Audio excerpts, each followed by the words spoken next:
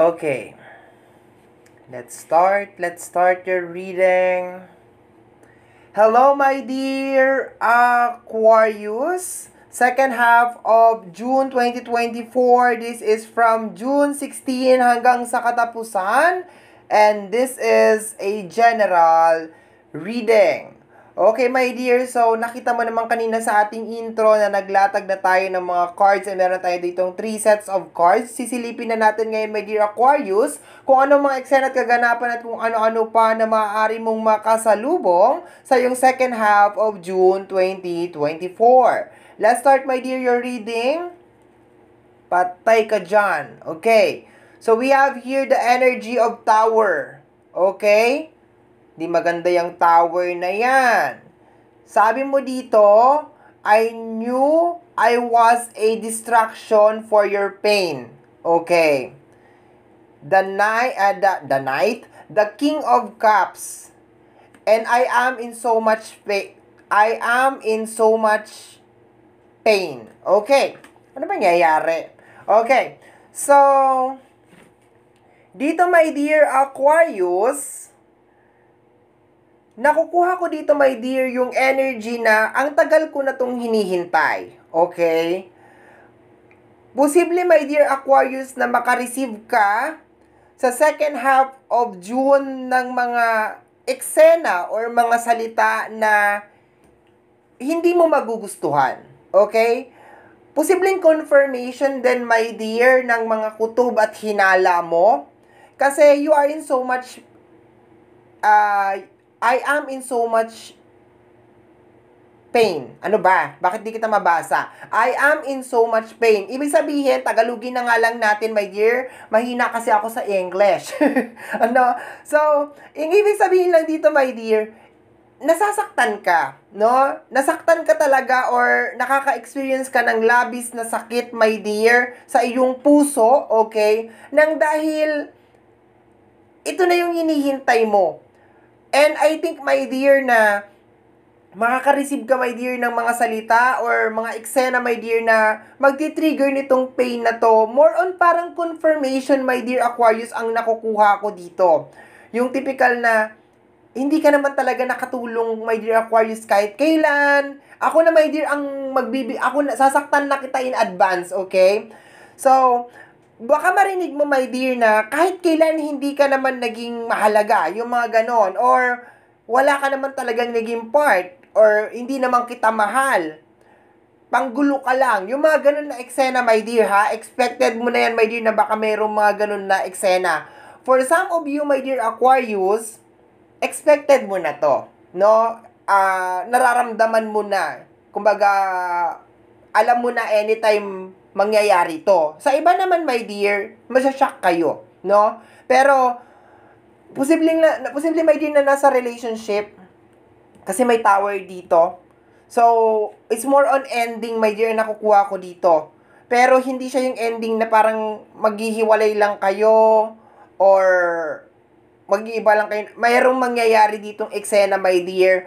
Posibleng mapagsalitaan ka or makareceive ka talaga, my dear, ng mga eksena na hindi mo talaga magugustuhan, my dear. Okay. Next card is the Seven of Cups. I regret lying to you. The Four of Swords. And you are so very special. Okay? So, my dear, confirmation to, my dear, na parang kailangan mo nang mag-stop, na mag-effort sa taong to. Kasi hindi naman niya na-appreciate. Hindi naman niya nakikita yung value mo. Okay? Posibleng nagsisinungaling din sa'yo, my dear. Ang dami niyang gusto dito, my dear. Ang nakukuha ko dito, ang dami niyang gustong mangyari. Ayan, so, masasaktan ka, my dear Aquarius, kasi yung nilalabas mo, my dear, na energy ay hindi nasusuklian. Yung nilalabas mo, my dear, na pagmamahal ay hindi binabalik. Bagkos, sabi ko nga sa iyo, my dear Aquarius, baka makareceive ka ng, hindi ko naman hiningi sa iyo yan. Hindi naman kita inobliga. Hindi naman, yung mga ganun na eksena. And ang sakit nun, my dear, kasi baka naman ang gusto mo lang talaga, my dear Aquarius, ay mabuo lang ang pamilya or mapabuti lang talaga siya or hindi siya mapahamak. Pero pagdating sa kanya, parang nakukuha ko na energy, my dear Aquarius, parang nasasakal siya sa'yo or parang naiinis siya na dinidiktahan mo siya o parang kinukontrol mo siya by releasing yung energy ng love. Kasi ang nakukuha ko dito, my dear Aquarius, na nilalabas mo dito is more on love.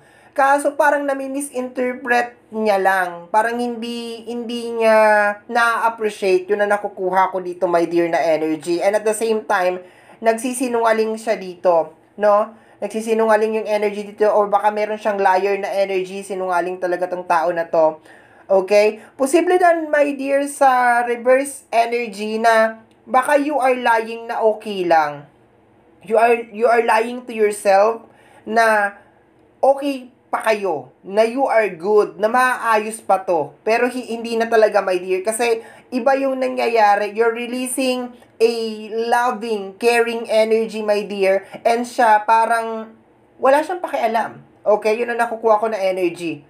Bagkos parang nami-misinterpret niya pa nga, my dear, yung mga bagay na ginagawa mo. Okay? So, let's go tayo. Last card, we have here the Queen of Wands. The Queen of Wands, it's time for me to heal. Okay? So, my dear, tama na yung pagsasakripisyo mo, no? Tama yung nakukuha kong energy kanina, my dear, na posibleng alam mo nang may mali. Pero pinipilit mo lang pagtakpan, pinipilit mo lang ayusin. Alam mo na sa puso mo na hindi talaga niya nasusuklian yung mga ginagawa mo para sa kanya. Posible, ang mas masakit pa dito, my dear, hindi ka talaga niya mahal or kahit kailan hindi ka talaga niya minahal, hindi ka talaga niya ginawang special. Ikaw lang talaga yung nagtitreat talaga sa kanya na special siya. We have here the Queen of Wands. I have lost everything. So, dito, my dear, parang pakiramdam mo, gumuho yung mundo mo. Parang ganun. Okay? Of course, nasaktan ka eh. Kasi, syempre, nag-effort ka, nag-tumbling ka, tapos, lahat ginawa mo para sa kanya, and then, hindi niya pala na-appreciate. Okay? So, my dear Aquarius, life must go on. Okay? Hindi dito titigil ang mundo mo, my dear Aquarius. No?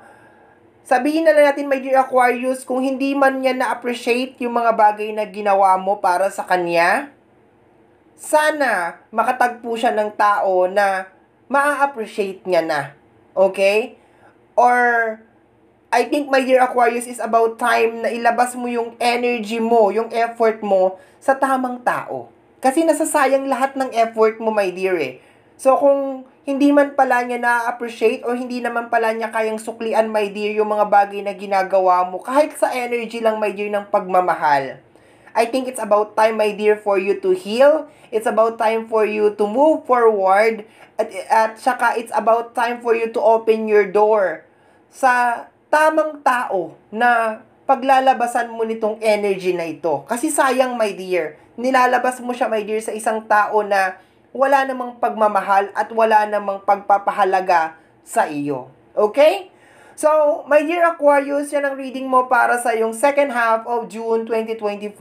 Somehow, my dear, kung nagustuhan mo to, especially kung napadaan ka lang, don't forget to subscribe. Pag-click lamang po ang notification bell para ma-update ka sa aking mga upload.